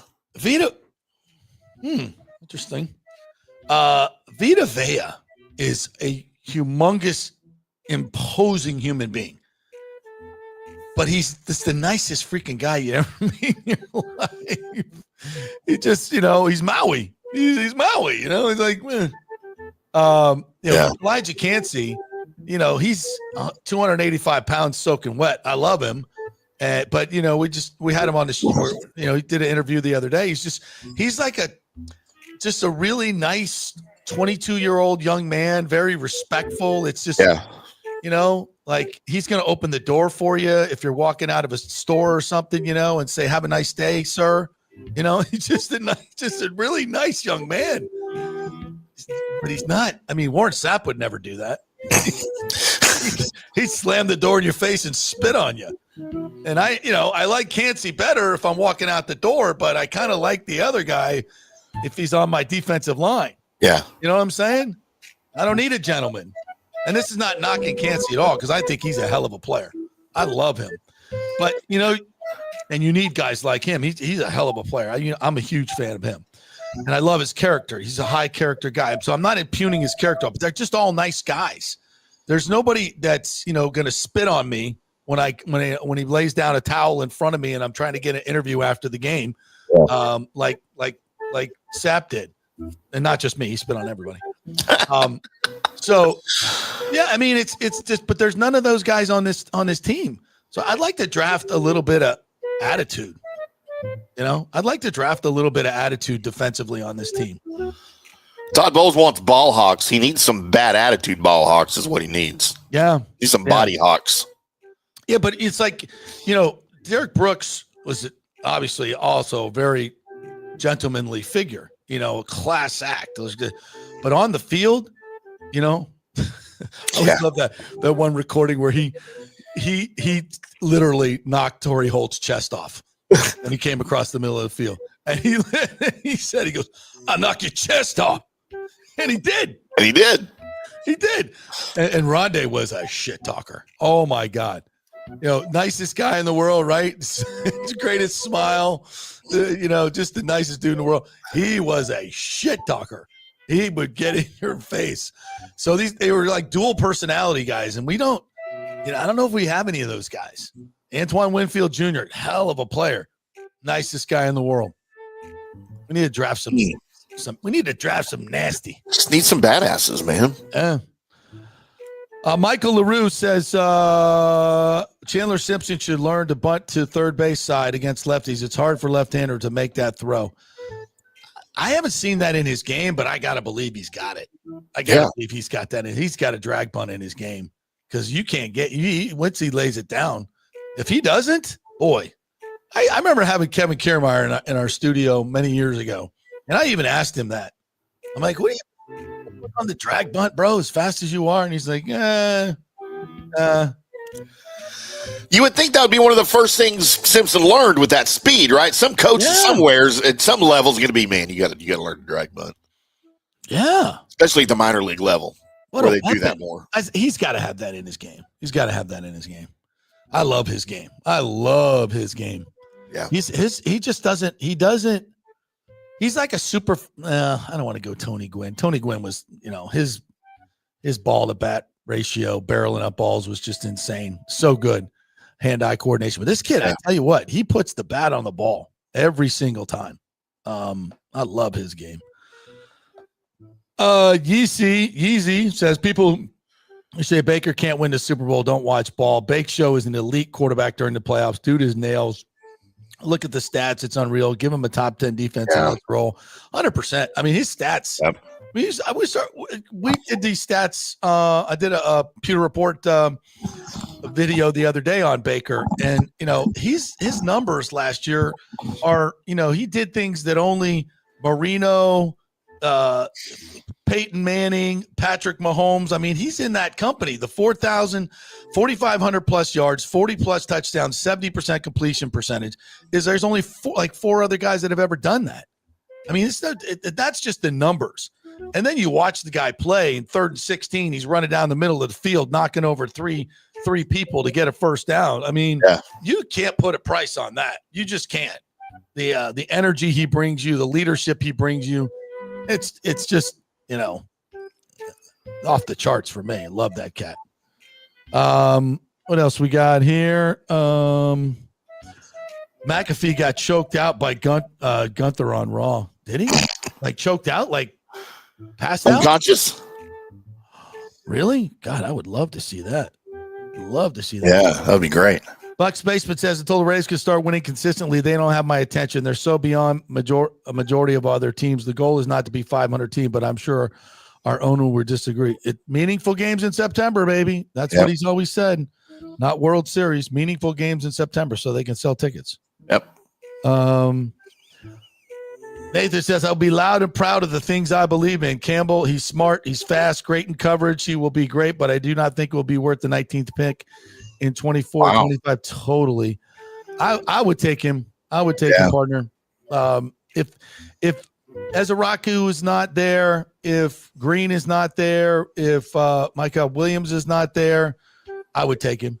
But I would much rather have a pure pass rusher than him, because that's just something we have not. But those are going off the board first. Yeah. It was the Redskins in Super Bowl 7, the Vikings next year in Super Bowl. I know that, Daniel. I know that. Sure. Yeah. I can give you every starter and their number on that Miami Dolphins team, by the way, if you so desire. I'll do probably it. Could, couldn't you? I could. Absolutely. Want to know? Jim Langer, 62.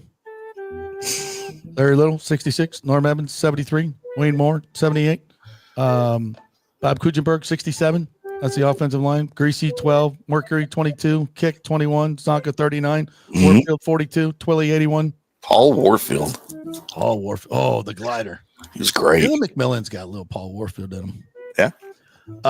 Rick says maybe Jason will pick DE, defensive end, at 19 and trade back in and get Campbell like Sap Brookshire. Ooh. Little trade back in. Listen. Huh. We've been talking about moving back. Yeah. I'd say stick at 19 and then package a 3rd and 4th or second. Move back in and get your corner and your inside linebacker. Both in the first round. I just don't think you have to do that. Or you don't have to, but you can get 2 impact players for the next 2 seasons, your true Super Bowl window. And really impact players. I'd have to see the pack. I'd have to see the package before I agree to that. Oh, there's a drop for you. Mark.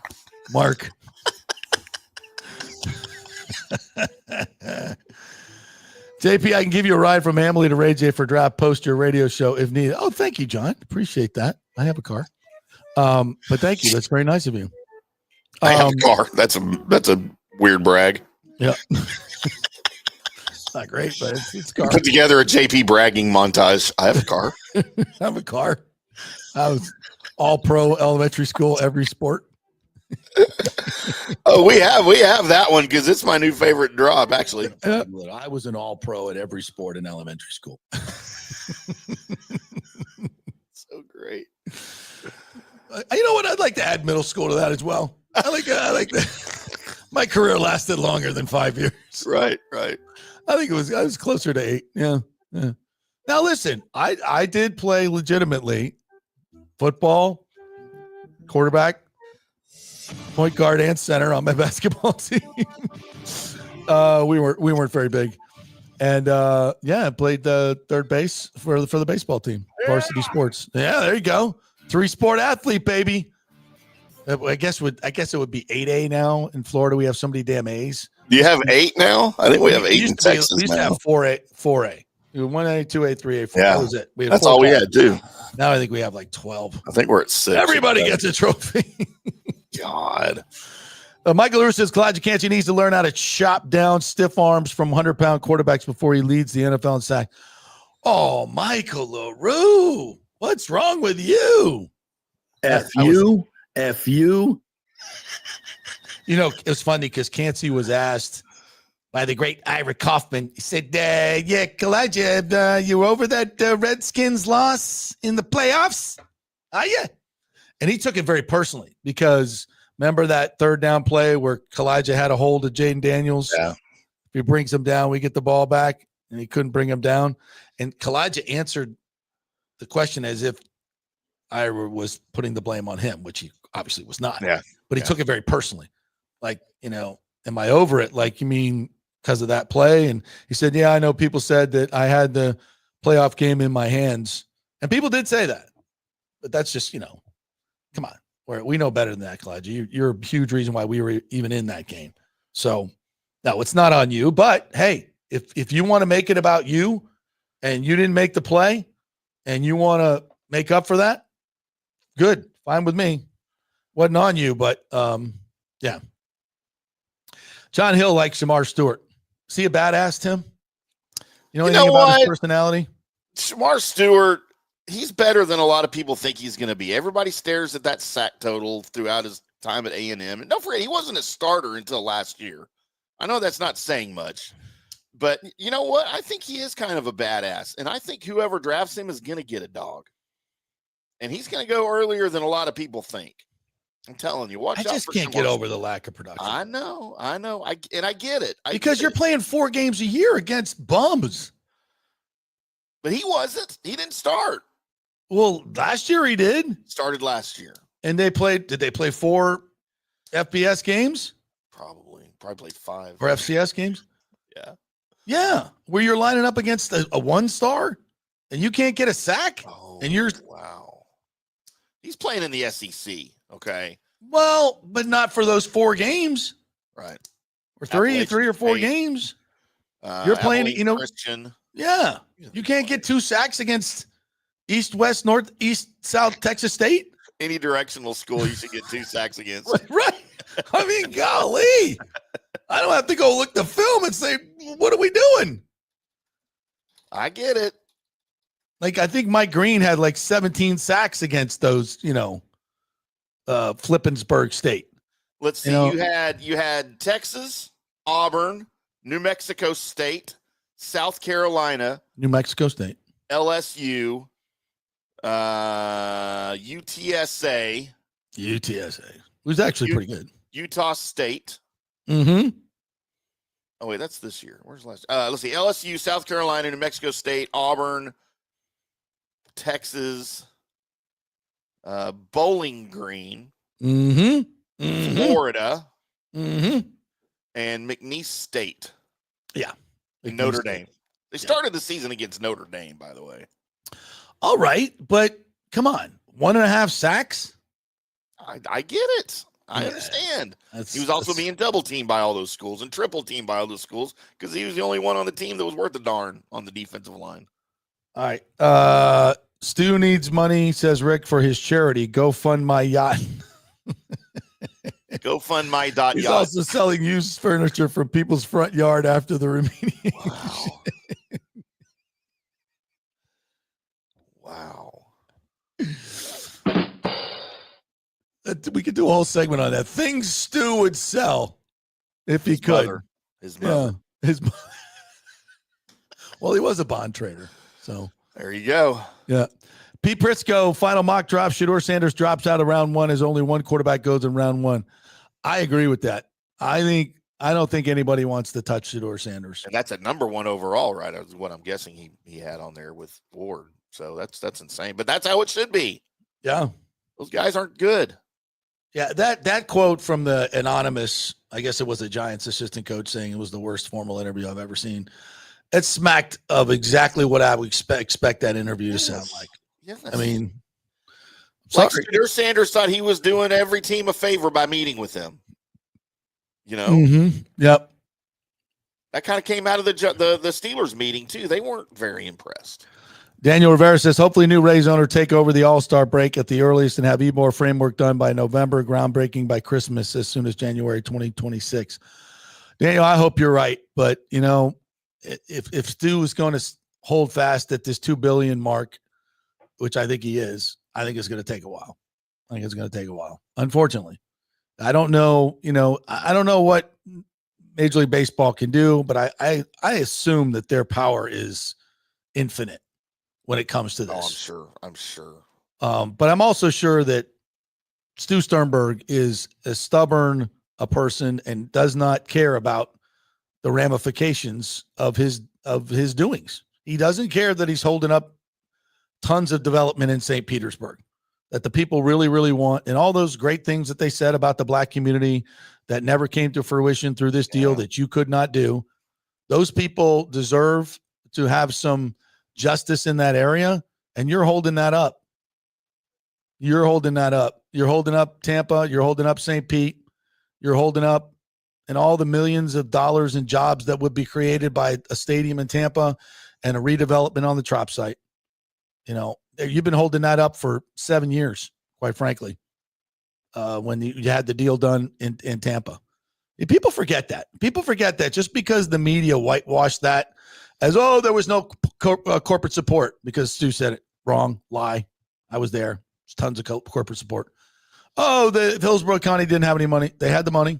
It was just long-term money. You wanted the money up front, and you took your ball and went home, just like the St. Pete deal. Well, actually worse than the St. Pete deal.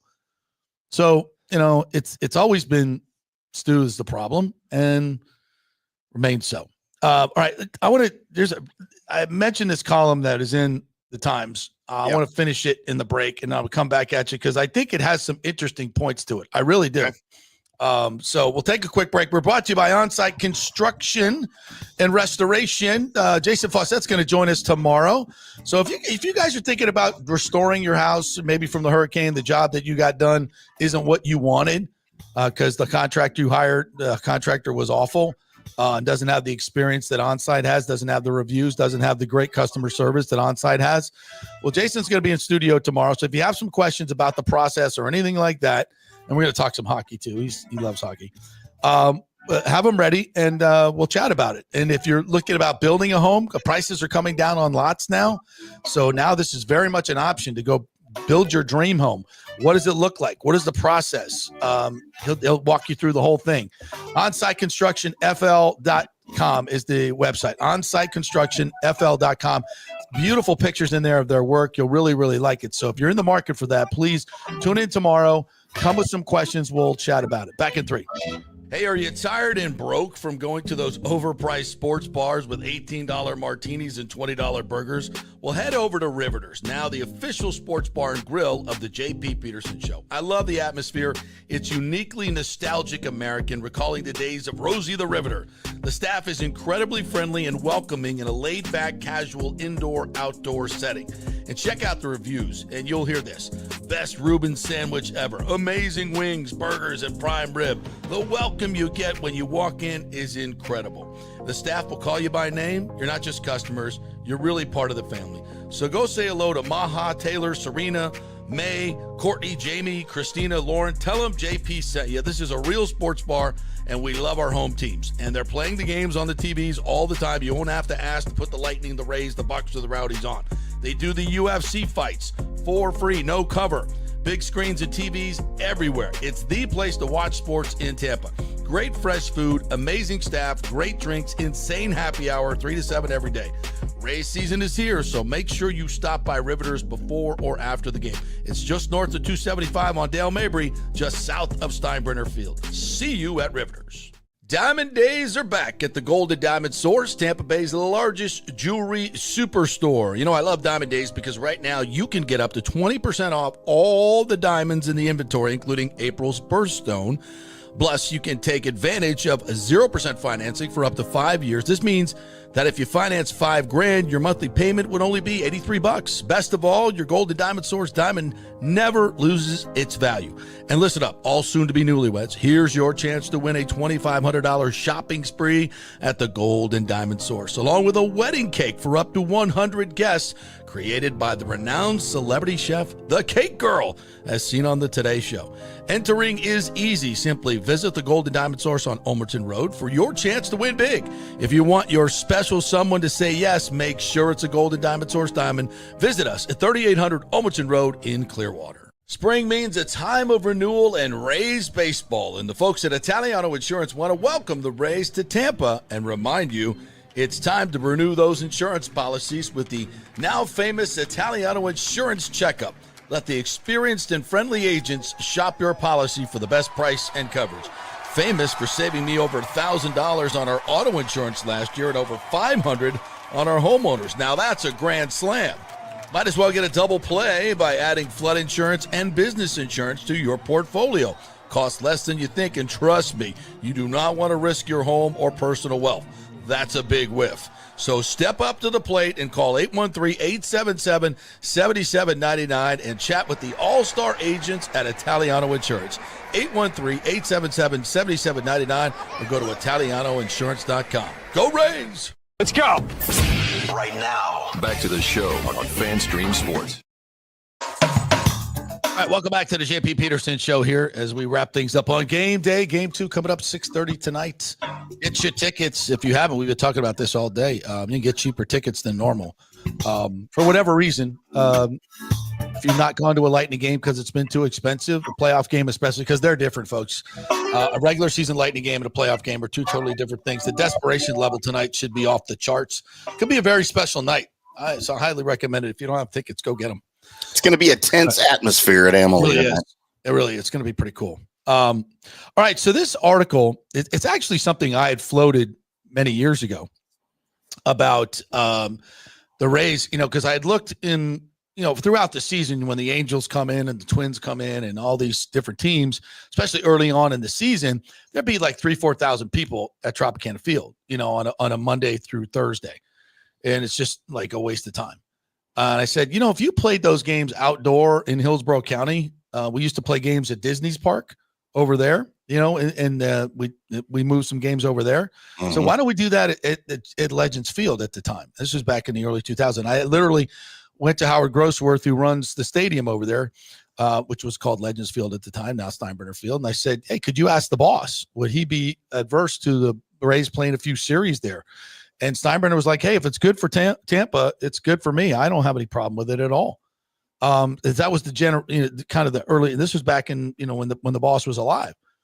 And I said, you could sell 4 series, like 4 series, April, May, maybe something in September.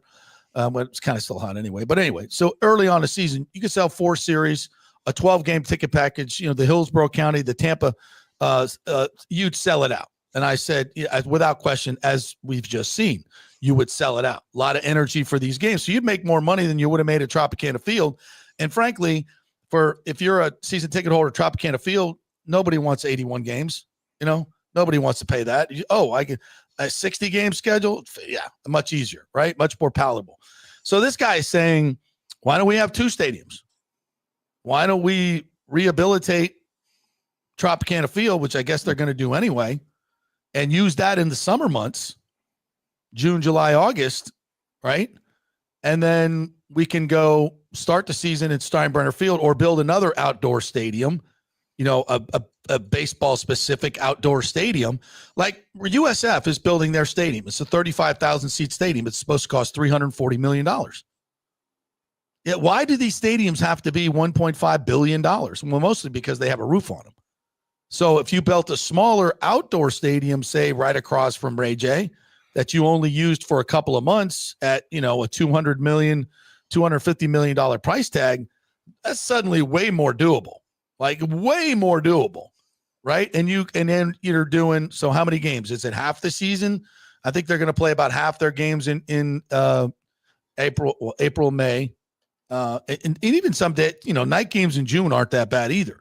So you could sprinkle in some stuff, and when it gets really hot, you could go over to the Trop in the summertime. You could have two separate stadiums, two separate season tickets, two separate cities, and you're almost like feeding the beast in both ways, which I think is, of all the ideas I've heard, it's a little clunkier, but it's not a bad idea. It's really not.